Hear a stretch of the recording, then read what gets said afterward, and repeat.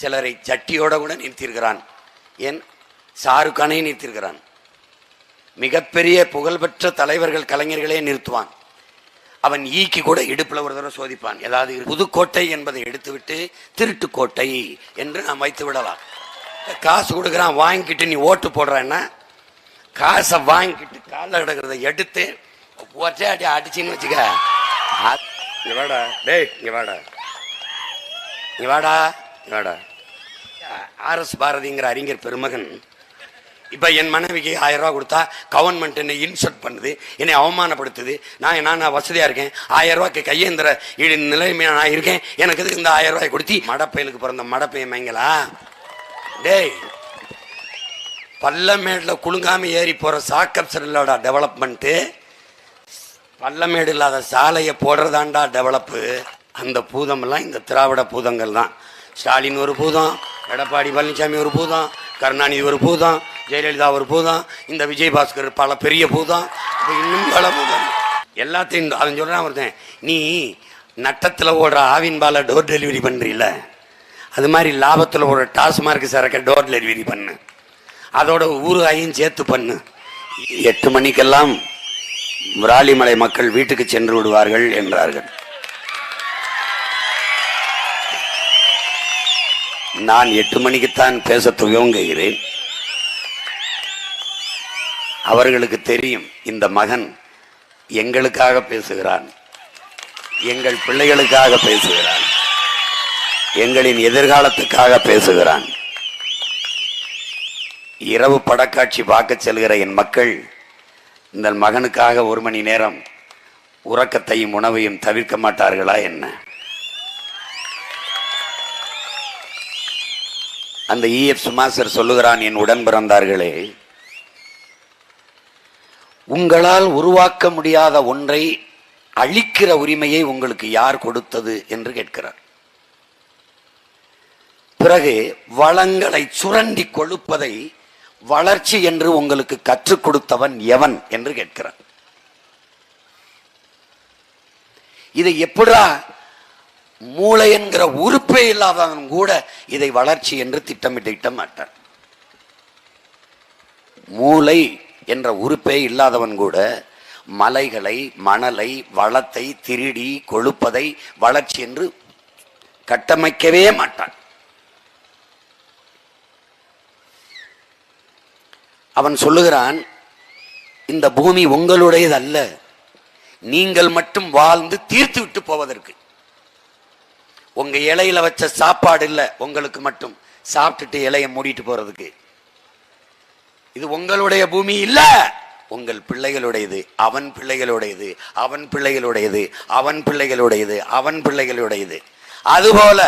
அதுபோல பல கோடிக்கணக்கான உயிரினங்களின் உலகம் இது. அதை நீ மட்டும் உரிமை கொண்டாடி கொள்ள முடியாது. மானுடனே, இது உனக்கு மட்டும் சொந்தமானது அல்ல. உன்னுடைய தன்னலத்தால் இந்த பூமியை, உன் தாயை நடுச்சாலையில் வைத்து நீ வன்புணர்வு செய்து கொண்டிருக்கிறாய், கற்பழித்துக் கொண்டிருக்கிறாய். இது மாதிரி உலக கொடுமை உலகத்தில் ஒன்றுமே கிடையாது. ஆஸ்திரேலிய பேராசிரியன் பில் மொல்லீசன் பயணம் செய்து கொண்டு போறான். மலை அடிவாரம், அங்கே ஒரு பழங்குடி வேளாண்குடி மகன், பழங்குடி மகன், ஷெட்யூல் டிரைப்ஸ், பூமியில் விரலை வைத்து அழுத்தி ஒரு ஓட்டையை போடுகிறான். அதிலே விதையை போடுகிறான். அந்த மண்ணையை போட்டதை மூடி அதிலே தண்ணியை பாய்ச்சுகிறான், பீச்சி விடுகிறான். இப்படி விதையை ஊண்டிக்கொண்டே போகிறான், விரலை வச்சு குத்தி குத்தி. பக்கத்திலே ஒருவர் நிலத்திலே பண்ணை, அவர் பெரிய பண்ணையார், அவர் டிராக்டரை வைத்து உழுது கொண்டிருக்கிறார். இவன் விரலால் குத்தி விதையை போட்டுக் கொண்டிருக்கிறான். பில் மொல்லிசன் கேட்கிறார், நீங்கள் இப்படி விரலை குத்தி அதில் இருக்கிற பள்ளத்தில் விதையை போட்டு அதை மூடி தண்ணீர் ஊற்றி கொண்டிருக்கிறீர்கள், அவர் அங்கே விசையந்திரம் டிராக்டரை வைத்து உழுது கொண்டிருக்கிறார், உங்களுக்கும் அவருக்கும் என்ன வித்தியாசம் என்று கேட்கிறார். அந்த ஆதி பழங்குடி மகன் சொல்லுகிறான், என் அன்பு தம்பி தங்கைகளே, நாங்கள் எங்கள் தாயின் மாரில் பால் குடிக்கிறோம், அவர் அந்த மாரை அறுத்து ரத்தம் குடிக்கிறார் என்று. அதுதான் நடந்து கொண்டிருக்கிறது. இந்த ஆட்சியாளர்கள், இந்த பதர்கள், இந்த மனித மிருகங்கள் மிருகம்னு சொல்லக்கூடாது. ஏன்னா மிருகத்தால், எந்த மிருகத்தாலும் என் இயற்கை தாய்க்கு எந்த இடையூறும் இல்லை.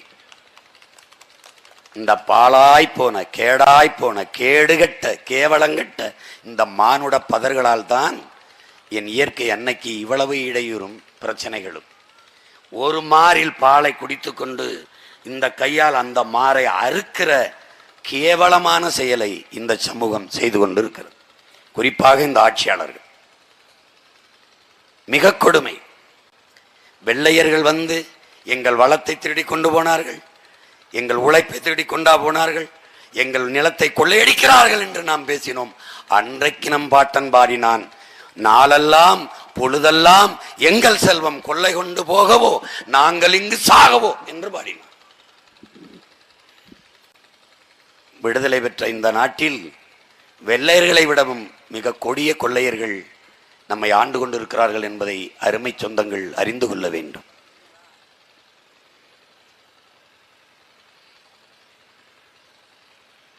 நீங்கள் பாருங்கள், ஆழ்ந்து கவனிங்கள். திருடர்கள் மிக நுட்பமாக திருடுவார்கள். பல்லாயிரக்கணக்கான கோடிகளுக்கு சாமி சிலைகள் திருடப்பட்டிருக்குது கோயில்களில். ஒரு கேள்வி உங்களுக்கு எழணும், கோயிலில் போய் யார் திருடுவா? கோயில் இருக்குல்ல, கோயிலை திறப்பது யார், கோயிலை பூட்டுவது யார்? அவருக்கு தெரியாமல் எப்படி சாமி சிலை திருடு போகுது? அமெரிக்காவில் நம்ம சாமி சிலை பல சிலைகள் அங்கே இருக்கு. ஆனால் அமெரிக்காவுக்கு நீங்கள் போகும்போது கால் ஷூ கலட்டணும், சாக்ஸ் கலட்டணும், எடவாறு கலட்டணும், கடிகாரத்தை கலட்டணும், எல்லாத்தையும் கலட்டி வைக்கணும். சிலரை சட்டியோட கூட நிறுத்தியிருக்கிறான். ஏன் ஷாருக்கானே நிறுத்தியிருக்கிறான். மிகப்பெரிய புகழ்பெற்ற தலைவர்கள் கலைஞர்களே நிறுத்துவான். அவன் ஈக்கி கூட இடுப்புல ஒரு தடவை சோதிப்பான், ஏதாவது இருக்குதான்னு. இவ்வளவு சோதிக்கிற அவன் நாட்டுக்குள் என்னுடைய சாமி சிலை எப்படி போச்சு?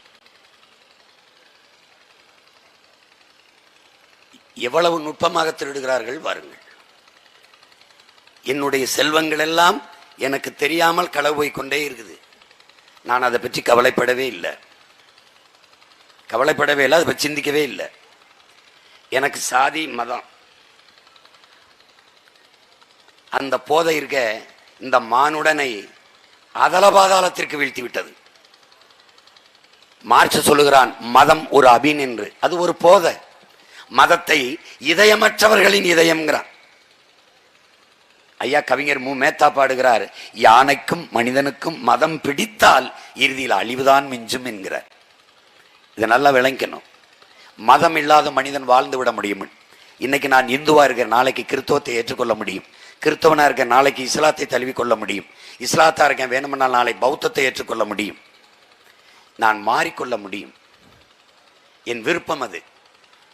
ஒரு நாள் எனக்கு பிரியாணி பிடிக்கும், வேணாம் விட்டு விட்டு ஒரு நாள் கூழு பிடிப்போம், ஒரு நாள் கூழு வேண்டாம் என்று ஒரு நாள் பழைய சோறு பிடிக்கும். எதையாவது விரும்பியதை சாப்பிடலாம். மாறிக்கொள்ள முடியும். ஒரு கடவுளை கும்பிடுகிறேன், சிவனை வணங்குவேன். திடீரென்று எனக்கு சாய்பாபா மேல பக்தி வரும், சாய்பாபாவை கும்பிடுவேன். சாய்பாபா பிடிக்கலை, அனுமாரை கும்பிடுவேன். அனுமாரை விட்டு விடுவேன், ராமரை கும்பிடுவேன். ராமரை விட்டு விடுவேன், எதையாவது உன்னை கும்பிடுவேன். ஒன்றும் முடியலையா, கல்ல கூட விழுந்து கும்பிடுவேன். கும்பிடுவதற்கு பல சாமிகள் இருக்குது. வாழ்வதற்கு இந்த பூமியில் என் அன்பு சொந்தங்களே நமக்கு ஒரே ஒரு பூமி தான் இருக்கிறது. அதை நீங்க நல்லா கவனிச்சுக்கணும். உங்கள் பிள்ளைகள் நாங்கள் நீங்கள் வணங்குகிற சாமியை காப்பாற்ற வந்தவர்கள் அல்ல, நீங்கள் வாழுகிற பூமியை காப்பாற்ற வந்தவர்கள் என்பதை கவனத்தில் வைத்துக் கொள்ளும். அதிகப்படியாக கல்குவாரிகள் இருக்கிற ஊர் மாவட்டம் புதுக்கோட்டை தான். அதிகப்படியாக மணல் திருட்டு நடக்கிற மாவட்டம் புதுக்கோட்டை தான். இது புதுக்கோட்டை என்பதை எடுத்துவிட்டு திருட்டுக்கோட்டை என்று நாம் வைத்து விடலாம்.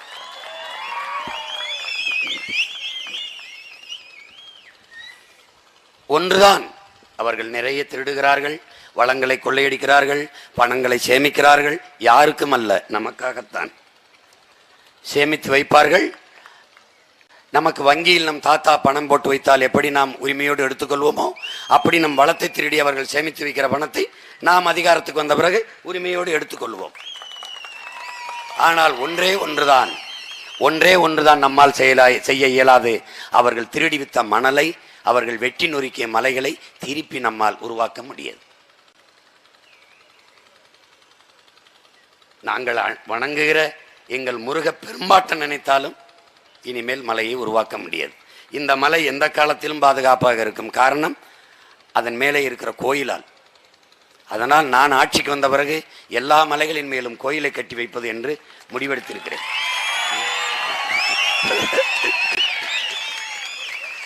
வேற காப்பாற்ற என்ன வழி இருக்கு? தம்பின்னு ஒரு படம் எடுத்தேன். என்ன அந்த படத்துல மாதவன் வீட்டுக்கு முன்னாடி ஒரு மாமரம் இருக்கும். மாமரம், அந்த மாமரத்தை அப்பா வெட்டுறதுக்கு விலை பேசிட்டு இருப்பார். அவனுக்கும் அவன் தங்கச்சிக்கும் அது உயிரோடு கலந்து ஒரு உன்னதமான உறவாக இருக்கும் அந்த மாமரம். அந்த மாமரத்தில் என்னென்னா, மா இலையை உதுத்துறது, பூவை உதுத்துறது, அந்த வடு இருக்கல மாவடு, அதை உதுத்து விட்டுருது. அதை கூட்டி அள்ளுறதுக்கு பக்கத்து வீடுகள் வாசலில் கொட்டிடுது. அதை அள்ளுறதுக்கு அவங்களுக்கு ரொம்ப சிரமமாக இருக்குன்னு பெருக்கும் போதெல்லாம் திட்டுவாங்க. அப்போ அவங்க அம்மா இவங்ககிட்ட திட்டு வாங்க முடியல, இந்த மரத்தை விற்று விட்டுருங்கன்னு சொல்கிறாங்க. உடனே வித்துடலான்னு ஒரு முடிவெடுத்துறாரு. அப்போ மாதவன் கேட்குறான், அண்ணா நம்ம மாமரத்தை அப்பா விற்கிறதுக்கு விலை பேசிக்க. என்னம்மா? அவங்க எல்லாரும் திட்டுறாங்களா, அது அம்மா தாங்க முடியலையா. அப்போ மாம்பூ கொட்டுது, இலையை கொட்டுதுன்னா அப்போ மாம்பழம் விழும்போது எடுத்து வக்கனையாக தின்னாங்கல்ல, அது மட்டும் எப்படி அப்படின்னு அவன் சண்டை போடுவான். அப்போ அவனுக்கு மாமரத்தை இழக்க முடியாது. உட்கார்ந்து இருக்கும்போது தங்கச்சி அவனும் ஊஞ்சல் கட்டி ஆடினது, அந்த நிழல்ல உட்கார்ந்து படித்தது, அதில் கட்டில் போட்டு தூங்கினது, மாம்பழம் இனிப்பான மாம்பழத்தை சாப்பிட்டது, வடுகை எடுத்து ஊறுகாய் போட்டு சாப்பிட்டது, இதெல்லாம் ஞாபகம் ஒரு தாய் போல அவனுக்கு தெரியும். அந்த மாமரம், ஐயோ என் மரத்தை வெட்ட விடக்கூடாது, எப்படியாவது தடுக்கணும்னு நினைப்பான். அவனுக்கு ஒன்றும் முடியாது. ராத்திரி பூரா தூக்கம் வராது. எல்லாரும் தூங்கிட்ட பிறகு எந்திரிச்சு வருவான். ஒரு யோசனை வரும். 4 செங்கலை எடுத்து மரத்துக்கு கீழே வச்சு விட்டு அதில் சந்தனத்தை பூசி குங்குமத்தை பூசி வச்சு விட்டுருவான். அப்புறம் தங்கச்சி பார்ப்பான், கொடியில் தங்கச்சியோட மஞ்சள் தாவணி காயும், சறுக்குன்னு கிழிச்சு மஞ்சள் தாவணியை கட்டி விட்டு போயிடுவான். கும்பிட்டுட்டு போய் படுத்துருவான். ஒரு ஆணி அடித்து மாலை போட்டு போயிடுவான். அடிக்கும்போது சொல்லுவான், பாருங்க கொஞ்சம் பொறுத்துக்க, ஊசி போடும்போது வலிக்கும்ல, அப்படித்தான் இது கொஞ்சம் உனக்கு போடுற ஊசி கொஞ்சம் வலிக்கும், எனக்கு வேறு வழி இல்லை பொறுத்துக்கன்னு ஒரு ஆணி அடித்து மாலை போட்டு போய் படுத்துக்குவான். காலையில் போகிறேன் வர்றவன்லாம் ஆத்தா தாயே அப்படின்னு விழுந்து கும்பிடுவான். ஏன்னா மரத்தை காப்பாற்ற வழி தெரியல. இவனுக்கு இருக்கிற ஒரே பலகீனம் பக்தி தான். அப்போ என்ன பண்ணணும்? வணங்குவதாக இருந்தால் மனிதா மரத்தை வணங்கு. ஏனென்றால் அதுதான் உன் உயிர், அதுதான் உனக்கு மூச்சு காற்றை தருது, அதுதான் உனக்கு ஆக்சிஜனை தருது. அதை சொல்றதுக்கு தான் அண்ணன் அந்த காட்சியை எடுத்தேன். ஏன்னா வெறுமனே வீசுகிற நச்சு காற்றை மூச்சு காற்றாக மாற்றி தருகிற அரிய பணியை செய்கிற உலகில் ஒரு உயிர் மரங்கள், தாவரங்கள். இந்த துளசி திணின்று செடி, நீ இது பிராமண வீடுகளில் வச்சுக்கிட்டு அவங்க துளசி மாடத்தை வச்சு சுத்துறதுன்னு நீ நினைச்சிட்ட, இதை பக்தின்னு நினைச்ச, அது தவறு, இது புத்தி. இந்த துளசி செடி ஒரு நாளில் 24 மணி நேரத்தில் 20 மணி நேரம் ஆக்சிஜனை வெளியிடுது, மூச்சு காற்ற, 4 மணி நேரம் ஓசோன் காற்றை வெளியிடுது. அதனால நீ குளிச்சுட்டு பதறு ஒரு கொஞ்ச நேரம் சுற்றி நல்ல காற்றை சுவாசிச்சுக்க. அதுக்கு தான் துளசி செடியை வீடை சுற்றி வளர்க்குறது. இதுவரை வளர்க்கலை, இனிமேலாவது வள.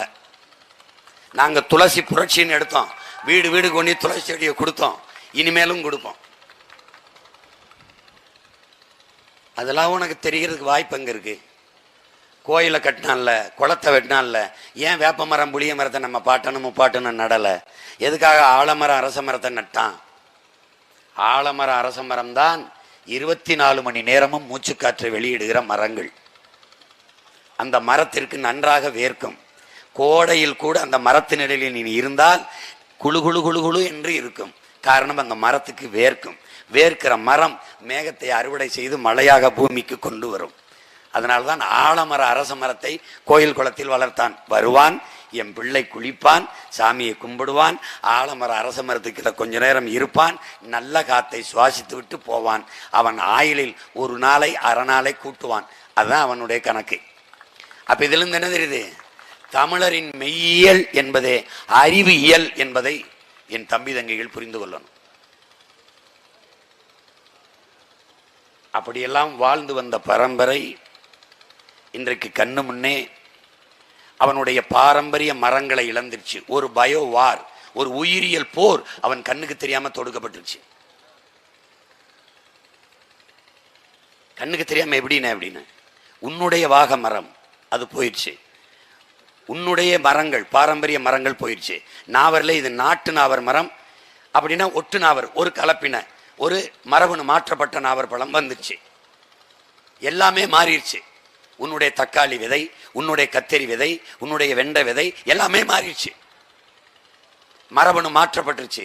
மரபணு மாற்றப்பட்ட விதைகளை, அதனால் உருவான உணவை உண்கிற போது மனிதனுடைய மரபணுவும் மாறிடுது. நன்கு விளங்கணும். நீ ஒரு தக்காளி விதைய ஒரு கடையில் போய் வாங்கினீங்கன்னா 1 கிலோ தக்காளி விதை 1000 ரூபாய். அதை கொண்டாந்து விதைச்சின்னா முளைக்கும், பூக்கும், காய்க்கும். அந்த தக்காளிக்குள்ள விதை இருக்கும். அதை எடுத்து திருப்பி போட்டினா முளைக்காது. அப்புறம் மறுபடியும் அவன்கிட்ட தான் விதைக்கு போகணும். இப்போ 1 கிலோ தக்காளி விதை 1000 ரூபாய். ஆனால் இன்னும் ஒரு 5 வருஷம் கழிச்சு 5000 ரூபாய் என்று சொன்னாலும் நீ அவன்கிட்ட வாங்கி தந்திரணும். அப்ப நீ விதையை தொலைச்சிட்ட.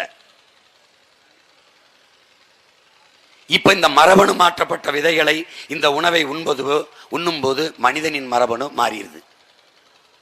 அப்போ 25 ஆண்டுக்கு முன்னாடி அரசு நாம் இருவர் நமக்கிருவர் என்ற திட்டத்தை கொண்டு வருது. 2 அப்பா அம்மா, ஒரு அம்மா அப்பா, 2 குழந்தைகள். நாம் இருவர் நமக்கிருவர், முக்கோணம், குடும்ப கட்டுப்பாடு. குழந்தைகளை பெறுகிற ஆற்றல் அன்றைக்கு அதிகமாக இருந்தது. அப்ப மக்கள் தொகையை கட்டுப்படுத்தணும். பாப்புலேஷன் ப்ரொடக்ஷன் 2 ஈக்குவலா டிராவல் பண்ணணும். உற்பத்தியும் மக்கள் தொகையும் சமவீதத்தில் வளராத நாடு பற்றாக்குறையை சந்திக்கும், வறுமையை சந்திக்கும். நல்லா விளங்கணும். இங்க என்ன நடக்குது? உற்பத்தி 2 கூட்டல் 2 கூட்டல் 2 என்று வளர்ந்து போகிற போது மக்கள் தொகை பாப்புலேஷன் ரேஷியோ 2 இன்ட்டு 2 இன்ட்டு 2 என்று போகும்போது மக்கள் தொகை பெருக்கம் அதிகமாக இருக்கு, உற்பத்தி பெருக்கம் குறைவா இருக்கு. நாடு பற்றாக்குறையை சந்திக்குது, வறுமையை சந்திக்குது. அப்ப பாப்புலேஷனை கண்ட்ரோல் பண்ணணும், மக்கள் தொகையை கட்டுப்படுத்தணும். இதுக்கு என்ன வழி? குடும்ப கட்டுப்பாடு. 2 குழந்தைக்கு மேல் பெறாத இது. அப்போ ஆசிரியர் பெருமக்கள் எல்லாரும் ஓய்வு நேரத்தில் சிற்றூர்கள் எல்லா தாய்மார்களையும் பேசி 2 குழந்தை பெற்றிருக்கீங்கள, குடும்ப கட்டுப்பாடு பண்ணிக்கிறீங்க, கருத்தடை பண்ணிக்கிறீங்க, உங்களுக்கு அரிசி, உங்களுக்கு ஊக்கத்தொகை எல்லாம் கொடுத்து செஞ்சாங்க. அது 25 ஆண்டுக்கு முன்னாடி. அதுக்கப்புறம் கொஞ்ச நாள் கழிச்சது நாம் இருவர் நமக்கு ஒருவர், அது எல்லா இடத்துலையும் எழுதி வைக்கப்பட்டுச்சு. கொஞ்ச நாளைக்கு பின்னாடி நாம் இருவர் நமக்கு அதுக்கு இன்னொருவர், அது எழுதி வைக்கப்பட்டுருச்சு. இப்போ திருமணத்தை செய்யலாம். செயற்கை கருத்தரிப்பு மையம். ஐஸ்வர்யா ஐஸ்வர்யா வந்தோம், எங்களுக்கும் ஒரு குழந்தை. என்ன கேளு, குழந்தை பெறுகிற ஆற்றலை இந்த சமூக பிள்ளைகள், இந்த தலைமுறை இளைஞர்கள் இழந்து விட்டோம். காரணம் இந்த மரபணு மாற்றப்பட்ட உணவு.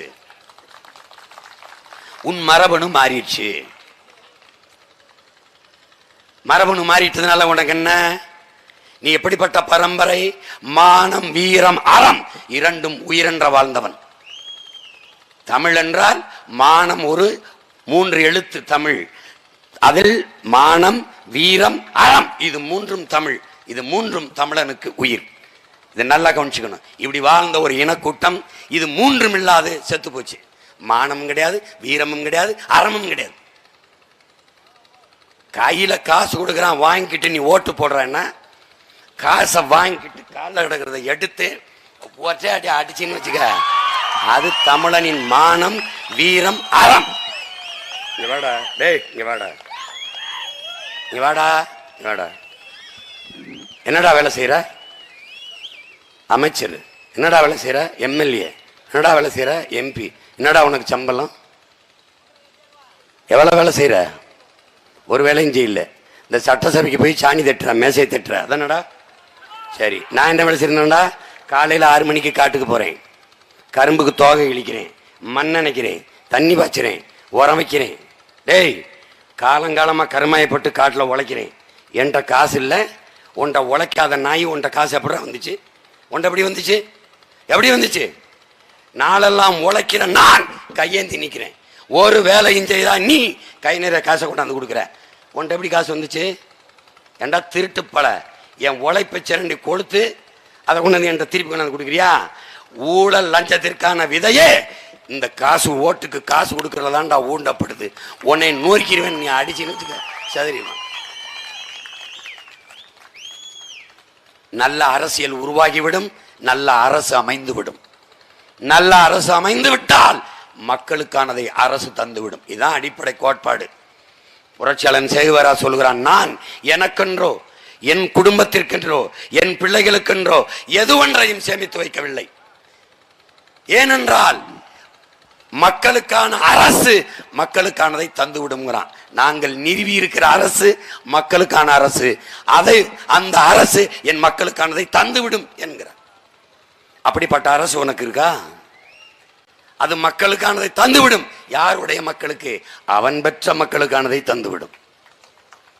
நீ ஓட்ட போட்டு விட்டு ஓட்டாண்டி ஆகி ரோட்டில் நிற்பாய். நீ திருவோடு ஏந்தி தெருவோடு திரிவாய். அவன் உனக்கு 1000 ரூபாய் கொடுப்பான். அதை வச்சு நீ என்ன செய்வாய்? தங்கை காளியம்மா சொன்ன மாதிரி அப்பாவை கொடுத்தா அப்பா உண்டி குடிப்பார். அதை அடுத்த மாதம் சேர்த்து அவன் 1000 கொடுப்பான். அம்மாட்ட 1000 வாங்கி அப்பா குடிப்பார். இது ஒரு ரொட்டேஷன். கொடுத்து கொடுத்து வாங்கி விளையாடுவாங்க. செத்து செத்து விளையாடுவோமா வாங்கிற மாதிரி கொடுத்து கொடுத்து வாங்கி விளையாடுவாங்க. அதில் ஐயா RS பாரதிங்கிற அறிஞர் பெருமகன், இப்போ என் மனைவிக்கு 1000 ரூபா கொடுத்தா கவர்மெண்ட் என்னை இன்சல்ட் பண்ணுது, என்னை அவமானப்படுத்துது, நான் வசதியாக இருக்கேன், 1000 ரூபாய்க்கு கையேந்திர நிலைமையாக நான் இருக்கேன், எனக்கு எதுக்கு இந்த 1000 ரூபாய் கொடுத்து அசிங்கப்படுத்துறீங்க அப்படின்னு. எங்கயா உங்கள் பொண்டாட்டி கொடுத்த அசிங்கம் எங்கள் ஆத்தாள் கொடுத்த அசிங்கம் இல்லையா? அவளுக்கு அவமானம் இல்லையா? என் அக்கா தங்கச்சி கொடுத்த அசிங்கம் இல்லை. இந்த 1000 ரூபாய்க்கு கையேந்திர நிலையில என் ஆத்தாவை வச்சாவாரு, உன்னை அதுக்காகவே முச்சந்தையில் வச்சு உங்களை வெளுக்கல பார்த்துக்கிட்டே இருங்க. இதெல்லாம் ஒரு சாதனை. இதெல்லாம் சாதனை. 50 ஆண்டுகள் கழிச்சு இந்த 1000 ரூபாயும் கொடுத்து அதுக்கு மேலே இந்த ஆட்சியை நடத்துவதற்கு அரசுக்கு பணம் கொடுப்பதே என் ஆத்தால் அப்படின்னு தான். நான் கட்டுற வரி, சொத்து வரி, மின் கட்டணம், இளவு வரி, எல்லா இளவு வரி ஏன் வரி தான். ஒரு அறிவானவை இத்தனை படிச்சவருக்கு இல்லை. இந்த 1000 ரூபா 960 கோடியோ 911 கோடியோ, அதனால தம்பி இது எங்கிருந்து வந்தது உனக்குன்னு எவனாவது கேட்டிருக்கியா? இந்த காசு எது? நீ என்ன எங்கள் பாட்டு அருண்மொழி சோழனா, இல்லை அவன் மகன் அரசேந்திரனா, இல்லை சேர சோழ பாண்டியன்ல பாண்டிய பேரரசு பாண்டிய நெடுஞ்செழியனா, இல்லை செங்குட்டுவனா? என்ன சொல்லு? எங்கள் சொத்தெல்லாம் பல்லாயிரக்கணக்கான ஏக்கரை விற்றுவிட்டு எங்களுக்கு 1000 2000 கொடு. ஒன்றும் இல்லை, என் காசை எடுத்து எனக்கு கொடுக்குற. தமிழ்நாட்டின் கடன் எவ்வளவு தெரியுமா என் அன்பு மக்களே? 8 லட்சம் கோடி. இந்த 8 லட்சம் கோடியை நம்ம கேட்போம், எப்படி 8 லட்சம் கோடி கடன் வந்தது? எந்தெந்த துறைக்கு எவ்வளவு கடன்? எதனால இந்த கடன்? போக்குவரத்துக்கு இவ்வளவு கடன், மின்துறைக்கு இவ்வளவு கடன், லட்சத்துக்கு மேல 1 லட்சம் கோடிக்கு மேல கடன். இந்த 1 லட்சம் கோடிக்கு மேல கடன் இருக்குதே, எப்படி கடன் ஆச்சு? இவ்வளவு மின்கட்டண உயர்வு இருக்கும்போது, இவ்வளவு மின்கட்டண உயர்வு இருக்கும்போது எப்படி இவ்வளவு கடன் வந்தது? போக்குவரத்து, அதுக்கு எப்படி இவ்வளவு கடன் வந்தது? ஃபுட்பால்ல தொங்கி போற அளவுக்கு கூட்டம் இருக்குது, நெரிசல், அப்படி இருக்கும்போது கடன் எப்படி வந்தது? சரி, இது இருக்குது, பஸ் தரமா இருக்கா? கடன் வாங்கினிய பஸ்ஸை தரமா விட்டியா? ரோட ஒழுங்கா போட்டியா? சொல்லு. அது சாலையா சவக்குழியா? சொல்லு சொல்லு. இந்த நாட்டில் விளம்பரம் வரும், அப்படியே ஒரு மோட்டர் பைக்கில் ஒருத்தன் போயிட்டு இருப்பான், இங்கே வருங்க அப்படி போயிட்டு இருப்பான், ஒரு தங்கச்சி 5 குடம் வச்சிருக்கோம், அப்படி கையை காட்டும், அவன் அப்படி நிற்பான், அந்த தங்கச்சி ஏறி உட்காந்துக்கிறோம், அப்படியே போகும், இந்த குடத்தை பிடிச்சிக்கிட்டு இந்த கையை அப்படியே ஆட்டும், அவ்வளவு குலுங்காமல் குடம் விழாமல் பிடிச்சிக்கிட்டு போகுது. அந்த மோட்டர் பைக்கு ஒரு ஷாட் போடுவான், ஷாக் அப்சரு, ஒரு குண்டு குழி ஏறி இறங்கும், ஒரு குண்டு குழி ஏறி இறங்கும், அப்படி ஏறி இறங்கும். குண்டு குழி பள்ளம் மேடுகளில் கூட அப்படி விழுங்காம அழுங்காம குழுங்காம இந்த மோட்டர் பைக்கு உங்களை கூட்டிட்டு போகுது. அப்படி ஒரு ஷாக் அப்சரை இந்த கம்பெனி படைச்சிருக்குது, இந்த மோட்டர் பைக்கு வச்சிருக்குது. அட மடப்பயலுக்கு பிறந்த மடப்பையன் மைங்களா டேய், பள்ளமேடில் குலுங்காம ஏறி போற ஷாக் அப்சரோட டெவலப்மெண்ட்டு, பள்ளமேடு இல்லாத சாலையை போடுறதாண்டா டெவலப்பு. பைத்தியக்கார பரதேசிகளா. டெல்லியில் ஒரு அம்மா காரில் போய் சிக்னல் நிற்கிது, செக், ஒரு பிச்சைக்காரர் டிக் டிக் டிக் கண்ணாடி அந்த அம்மா இறக்கினோன்னே கேஷ் நகி ஒன்லி கார்டு. சோழனா பையி, சோப் மிஷின், சோப் மிஷின் ப்ளீஸ். அந்த அம்மா சிரிச்சுக்கிட்டு கிஸ்க். What a develop. டேய் பைத்தியக்கார பையலைங்க வாடா. சோய்ப்பு மிஷின் வச்சு பிச்சை எடுக்குது இல்லடா வளர்ச்சி. பிச்சைக்காரனை இல்லாத தேசத்தை உருவாக்குவதாண்டா வளர்ச்சி. அதுதான்டா எங்கள் கனவு. பாலுக்கு அழாத குழந்தை, கல்விக்கு ஏங்காத மாணவன், வேலைக்கு அலையாத இளைஞன், இதுவே என் கனவு இந்தியா என்றான் புரட்சியாளன் பகத்சிங். அதான்டா எங்க கனவு. பைத்தியக்காரங்களா, பைத்தியக்காரங்களா. நீ உன்னை புதைக்கும் போது கட்டையில் வச்சு எரிக்க மாட்டேன் எவனை, இந்த மண்ணெளி தின்னவனை புதகுழியில் போட்டு வாயை நல்லா திரடா. டே ஜெய்சிலா திரடா, டேய் துறை முருகா திரடா, துறை முருகா திரடா திறந்து. டேய் அவன் எந்த மண்ணிலடா? எம் சண்டாடா, எம் சண்டா, எம் சண்டை வாய்க்கில் வைடா, வச்சு வச்சு தின்னிடா, தின்னிடா, தின்னு தின்னு நல்லா தின்றா அப்படின்னு. வைத்தியக்கார பயலுக. பாட்டி கதை சொல்லும்போது நான் நம்பலை. ஒரு ஊர் அப்பப்பே ஒரு ஊர்ல மலை முழுங்கி மகாதேவன் இருந்தான். சரி நான் நினைச்சேன் பாட்டி புழுகுது, ஏதோ நம்மளை தூங்க வைக்க பொய்யா ஒரு கதையை சொல்லுது அப்படின்ட்டு. இத்தனை வருஷம் கழிச்சு திரும்பி பார்க்குறேன், பாட்டி சத்தியத்தை தான் பேசியிருக்கா. அது சொல்லுச்சு, மலையை எப்படி பாட்டி முழுங்க முடியும்னு. அது பூதம், அதுக்கு பெரிய வயிறு, அவ்வளவு பெரிய வாயி, அப்படியே முழுங்கிரும்பா, அப்படியே முழுங்கிரும் அப்படின்னு. அந்த பூதமெல்லாம் இந்த திராவிட பூதங்கள் தான். ஸ்டாலின் ஒரு பூதம், எடப்பாடி பழனிசாமி ஒரு பூதம், கருணாநிதி ஒரு பூதம், ஜெயலலிதா ஒரு பூதம், இந்த விஜயபாஸ்கர் பல பெரிய பூதம், இன்னும் பல பூதம். மோடி பூதத்திற்கு பூதம். அது அது அது இன்டர்நேஷனல் பூதம், இது லோக்கல் பூதம். இது குட்டி பிசாசுனா அது கெட்டி பிசாசு. அதை ஒன்றும் பண்ண முடியாது. அது 2 வசனம் வச்சிருக்காங்க. இந்தியா இஸ் அவர் நேஷன் ஹே, அதுல தேசப்பட்டு நினைக்கிறாங்க. இந்தியா இஸ் அவர் நேஷன் ஹே, நவ் ரேஷன் ஹே. பைத்தியக்காரங்களா, அவனுக்கும் காங்கிரஸுக்கும் ஒரே ஒரு போட்டி தான். சீக்கிரம் இந்தியாவை வித்துட்டு கல்லா பெட்டியை நிறைக்கிறது யாருன்னு தான். இது தெரியாம நீ டெவலப்னு இழந்து இருக்கிறியா. அவன் இருக்கான்ல ஹிட்லரு. ஜெர்மனி முற்றுமுழுதாக அழிந்து வீழும் வரை ஜெர்மானியர்கள் நம்பினார்கள் ஹிட்லர் செய்வதெல்லாம் தேசப்பற்று என்று. அதைத்தான் மோடி செய்து கொண்டிருக்கிறார். நீ நம்பிக்கொண்டிருக்கிறாய் தேசப்பற்று என்று. மொத்தமாக இந்த தேசம் வீழும் போது நீ எழுவாய், சுடுகாட்டிலிருந்து எழுவாய். ஒன்னு இருக்காது உனக்கு. இங்க இருக்கிற நீங்க எல்லாரும் சொல்லுங்க, வெள்ளைக்காரன் கட்டி வச்ச கட்டடம், வெள்ளைக்காரன் கட்டி வச்ச பள்ளிக்கூடம், வெள்ளைக்காரன் போட்டு வச்ச தண்டவாளம், எல்லாமே அவன் போட்டு வச்சதுதான், எல்லாம் போட்டு வச்சதுதான். இவர்கள் நமக்கென்று ஒரு பொது சொத்து வைத்திருக்கிறார்கள் என்று காட்டுங்க. ஒன்று, ஒரு பொது சொத்து. கல்வி நிலையங்கள், மருத்துவமனைகள், வானூர்தி நிலையங்கள், துறைமுகம், ஏதாவது ஒன்று. ஒண்ணுமே கிடையாது. எல்லாத்தையும் விற்று விட்டார்கள். எல்லாம் தனிப்பெரும் முதலாளிகள் லாபம் ஈட்டும் தொழிலாக மாறிவிட்டது. எவ்வளவு வலிதோ இந்த நிலை என்பதை என் தம்பி தங்கைகள் நீங்கள் புரிந்து கொண்டு விழித்துக் கொள்ள வேண்டும். ஐயா இறை என்பவர்கள் எழுதியிருக்கிறார்கள். என் அன்பு தம்பி தங்கைகளே, படிக்கிற வாய்ப்பிருந்தும் படிக்காமல் இருக்கிற தம்பி தங்கைகள் இருக்கிறீர்கள். பாடம் மட்டுமே படிக்கிற என் பிள்ளைகள் இருக்கிறீர்கள். பாடத்தையும் தாண்டி அறிவை தேடணும்.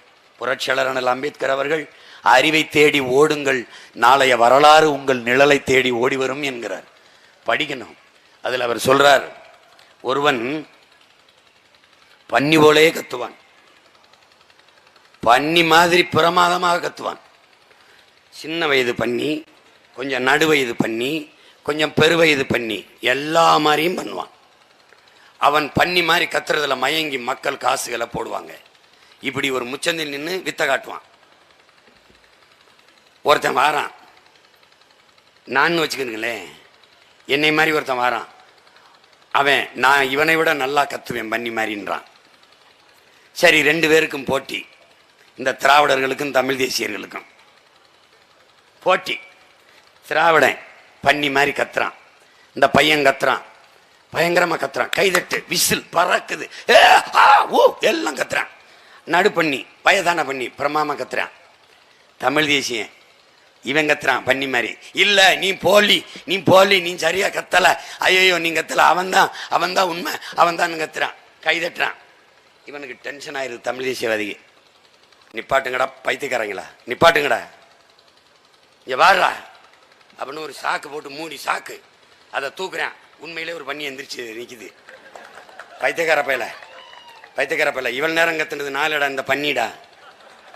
உண்மையிலே பண்ணி கத்துறது தெரியல, போலி அவன் கத்திக்கிட்டு இருக்கான், அதை பண்ணி சத்தம் நினைச்சு கை தட்டிக்கிட்டு இருக்கிறிய. உங்களை காலங்காலமா ஏமாத்திக்கிட்டு இருக்கான், அவனையும் நம்பி ஓட்டு போட்டுக்கிட்டு இருக்கிய.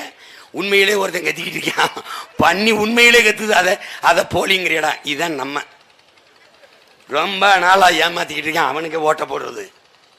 நம்ம உண்மையிலேயே அக்கறை கொண்டு கத்துவான், மதிக்கிறது இல்லை. அப்பதான் அவர் என்ன சொல்றாரு, இன்னொரு கதை, சார்லி சாப்ளின் மாதிரி வேடம் போட்டு நடிக்கிறவனுக்கு பரிசு.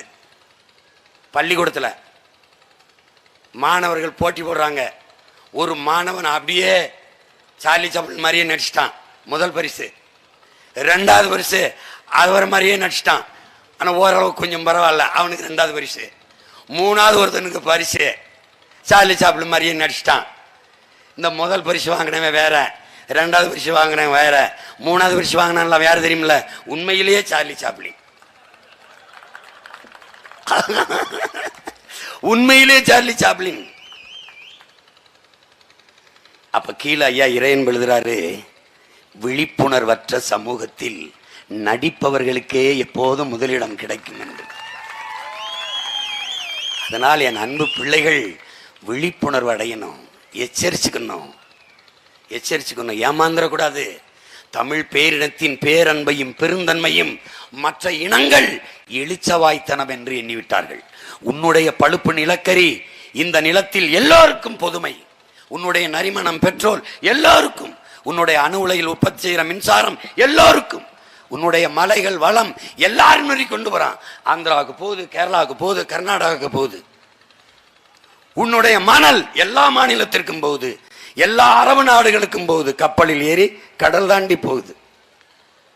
ஆனால் மற்றவர்களில் வளத்தில் எதையாவது ஒன்றை நீ எடுக்க முடியுமா? உன்னுடைய நெய்வேலி பழுப்பு நிலக்கரி எல்லா மாநிலங்களுக்கும் மின்சாரத்தை கொடுக்குது, உன்னுடைய வளம் எல்லாருக்கும் பொது.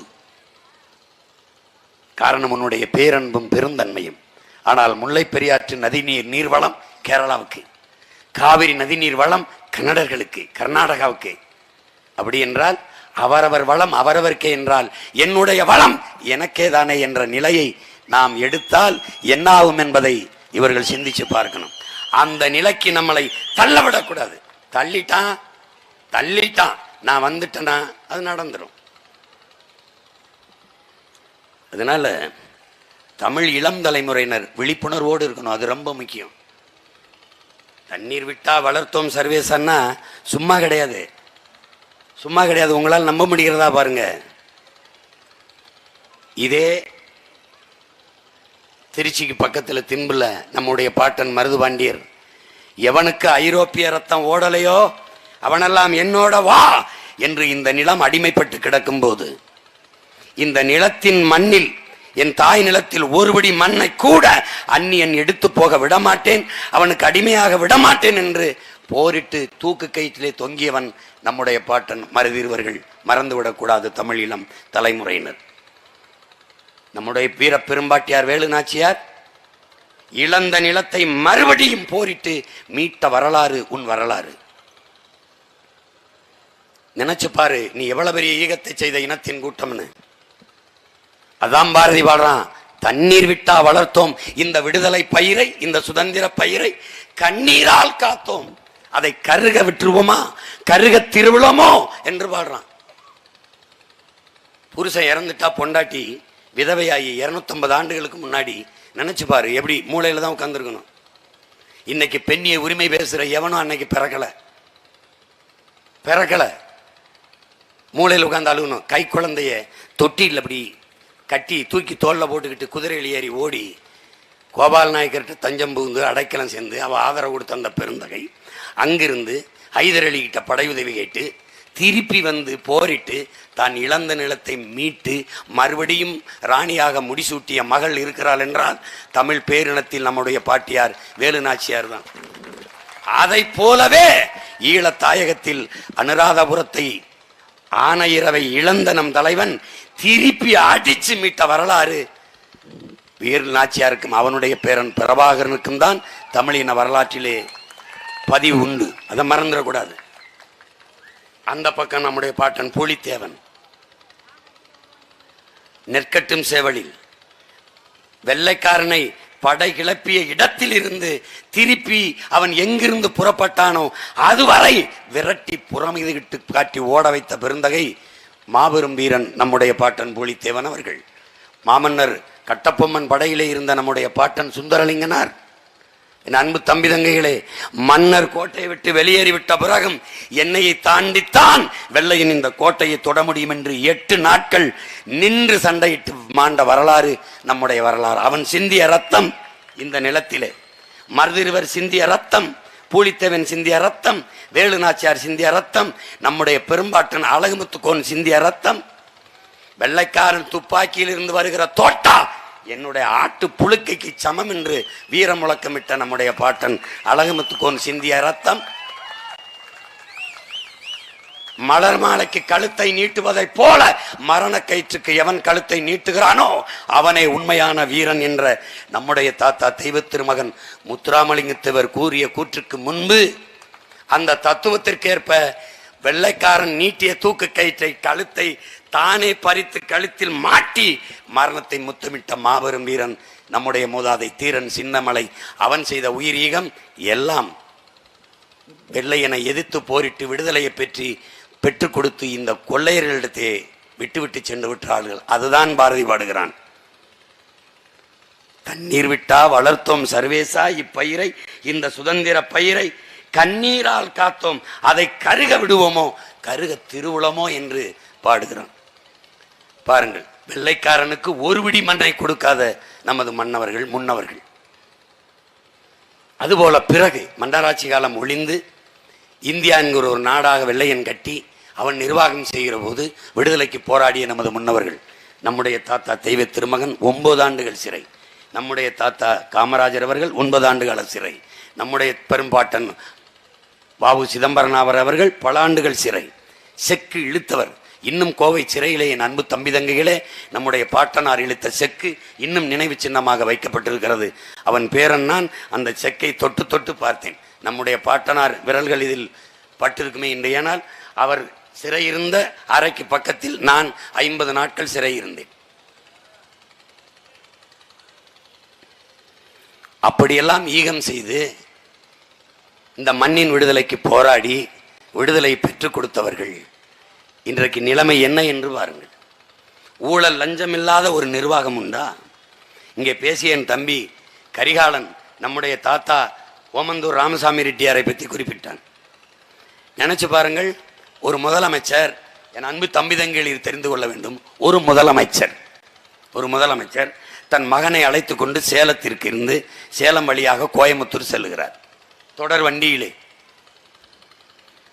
சென்னையிலிருந்து அவர் கிளம்பி போகிற போது சேலம் வரும்போது வண்டியை நிறுத்த சொல்லுகிறார். அந்த வண்டியை நிறுத்த சொல்லலை, அந்த இவர் இருப்பார்ல டிடிஆர், அந்த அவர்கிட்ட கூப்பிட்டீங்க வாங்க, என் மகனுக்கு முழு டிக்கெட்டு கொடுங்கன்றார். சென்னையிலிருந்து சேலம் போகிற வரைக்கும் அவருக்கு வயது 18 பூர்த்தி ஆகலை. சேலம் போய் நள்ளிரவு தொடும்போது அடுத்த நாள் பிறக்கும்போது அவருக்கு 18 வயது வந்துடுது. 18 வயது வந்தவர்கள் முழு பயணச்சீட்டு எடுக்கணும். அறிவார்ந்த என் தம்பி தங்கைகள் தெரிஞ்சுக்கணும். இது உங்கள் வரலாற்றில் பதிவாக இருக்காது, உங்கள் பாடத்தில் நீங்கள் படிக்க வாய்ப்பு இல்லை. ஏன்னா இதையெல்லாம் படிச்சிங்கன்னா நீங்கள் நேர்மையாளராக வளர்ந்துருவீங்க, நல்ல தலைவர்களாக உருவாகிடுவாங்கன்னு இதை வைக்க மாட்டான். இதில் என்ன பண்ணுறாரு, அந்த டிடிஆரை கூப்பிட்டு என் மகனுக்கு ஒரு முழு டிக்கெட்டு கொடுங்கங்கிறாரு. ஏன்னு கேட்குறாரு, இந்த நொடியிலேருந்து என் மகனுக்கு 18 வயசு பூர்த்தி ஆயிடுச்சு. ஏன்னா அவனுக்கு 18வது பிறந்த நாள் இது. கொடுங்கன்னொன்னே அவர் என்னவா பார்த்துருப்பான்னு பாருங்க அவரை. ஆனால் கொடுத்தான். அந்த நேர்மையாளன் வாழ்ந்த நிலம் இது. யோசிச்சு பாரு. நம்முடைய தாத்தா ஜீவானந்தம் சேலத்தில் தான் கம்யூனிஸ்ட் கட்சி மாநாடு முடிச்சுட்டு வர்றாரு. தொடர் வண்டியில் இறங்கும்போது தோழர்கள் வரவேற்க வர்றாங்க. தேநீர் சாப்பிடுவோமான்னு அவரே கேட்குறாரு. வாங்கன்னு கூட்டிகிட்டு போய் தேநீர் வாங்கி கொடுக்குறாங்க. இன்னொரு தேநீர் கிடைக்குமா தோழர்ன்றாரு. இன்னொரு தேநீர் ஏன் அப்படின்றாரு. பசிக்குதுன்றாரு. பசிக்குதா? சாப்பிடலையா? சாப்பிடல அப்படின்னு. ஏன் அப்படின்னாரு. காசு இல்லை அப்படின்னு. இது என்ன மூட்டையில்? பணம் அப்படின்ற. அந்த தான் பணம் இருக்க எடுத்து சாப்பிடலாம். இது தோழர்கள் கட்சிக்காக கொடுத்த காசு, அதை எப்படி நான் பயன்படுத்துறது? இன்னைக்காக இருந்தால் இந்த மூட்டையை ஆட்டையை போட்டு வீட்டுக்கு கொண்டு போயிருப்பான். கட்சியாவது குச்சியாவது. இது இவர்கள் எல்லாம் இன்றைய ஆட்சியாளர்கள் பார்வையில் பைத்தியக்காரர்கள், பிழைக்க தெரியாத பரப்பைத்தியங்கள், வாழ தெரியாதவர்கள், பிழைக்க தெரியாதவர்கள். நேர்மையை கொலை செய்து விட்டார்கள் என் அன்பு மக்களை. அதற்கு நாமும் துணை நின்று விட்டோம். பெருந்தலைவர் காமராஜர்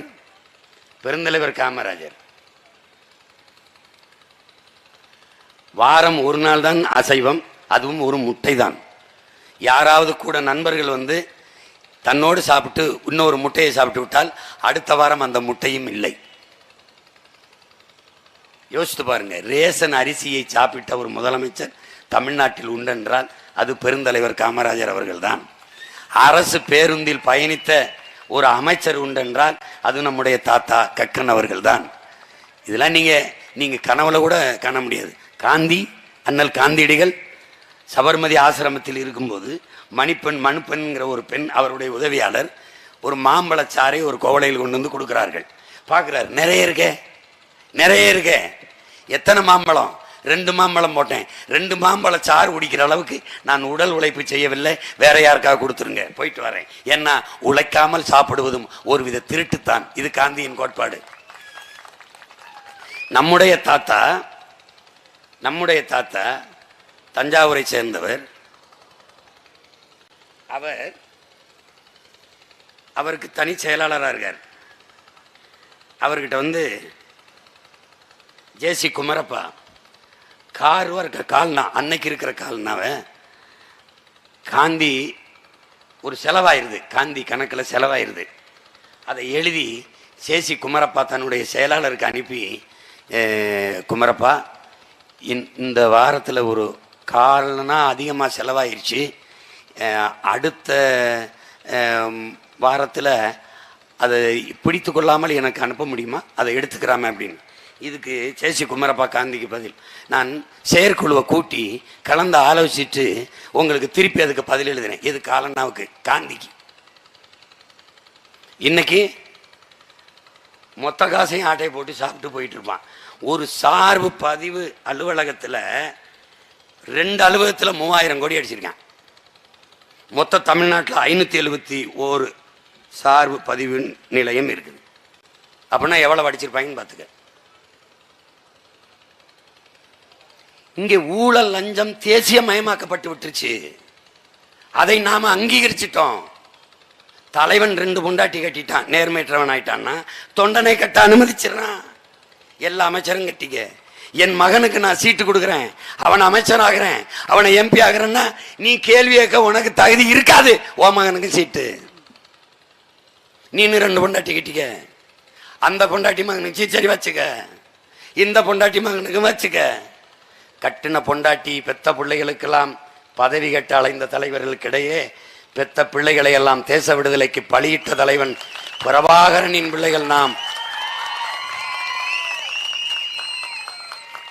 அவங்களுக்கு நமக்கு 50,000 கிலோமீட்டர் தூரம், 5000 கிலோமீட்டர்லாம் கிடையாது, 50,000 கிலோமீட்டர் தூரம். அதை நன்கு கவனிச்சுக்கணும் என் அன்பு பிள்ளைகள்.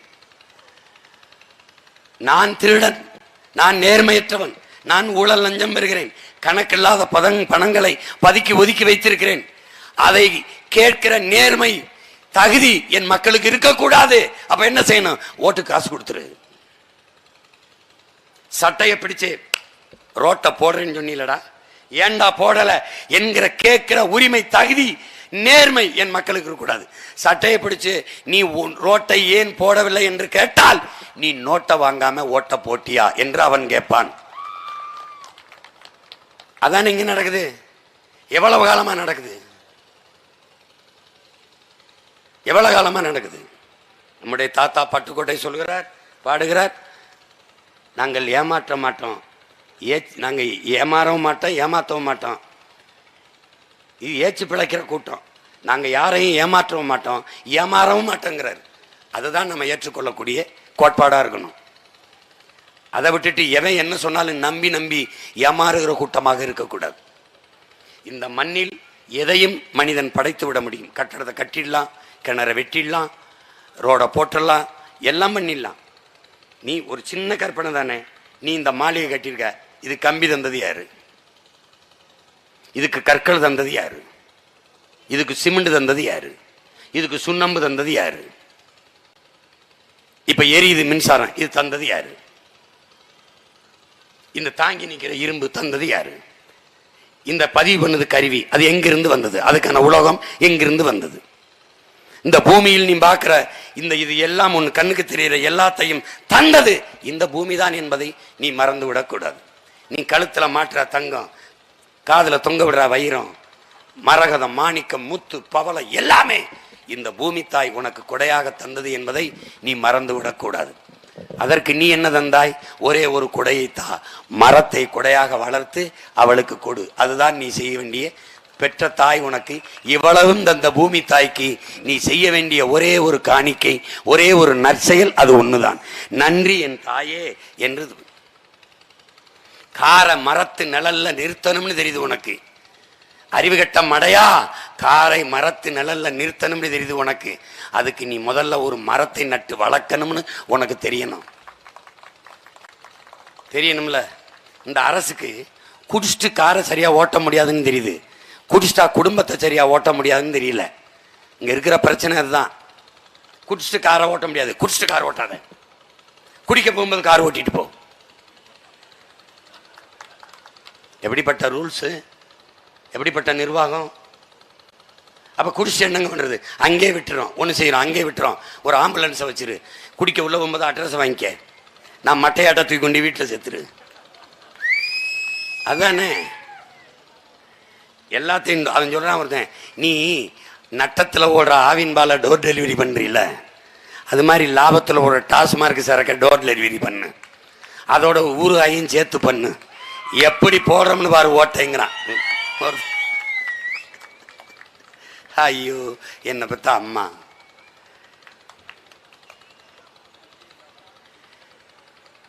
சாதி மதங்களை பாரோம்னு பாடினான் பாரதி. சாதிகள் இல்லையடி பாப்பா, குல தாழ்ச்சி உயர்ச்சி சொல்லல் பாவம், நீதி உயர்ந்த மதி கல்வி, அன்பு நிறைய உடையோர் மேலோர்னா. அன்பு நிறைய உடையவர் தான் உயர்ந்தவர்ங்கிறான். நீதி, நீதி உயர்ந்த மதி, நல்ல அறிவு, கல்வி, நல்ல கல்வி, அன்பு நிறைய உடையோர், இவர் தாண்டா மேலோர். தாழ்ந்த சாதி உயர்ந்த சாதி என்று கிடையாதுங்கிறான் பாரதி. ஆனால் இவன் இந்த சாதி மத சண்டையில் அடித்து கொண்டு சாகிறான். ஒண்ணுமே கிடையாது. சாதி மத சண்டையில் செத்தால் இவனுக்கு புதைக்க ஒரு சுடுகாடு, அதுவும் சில சாதிக்கு சுடுகாடும் இல்லை. இந்த நிலையில் நின்று கொண்டிருக்கிற மக்கள் நாம் விழிப்புணர்வு அடைய வேண்டும். ஊழல் லஞ்சத்தை ஒழிக்க வேண்டும் என்று நினைக்கிறீர்களா?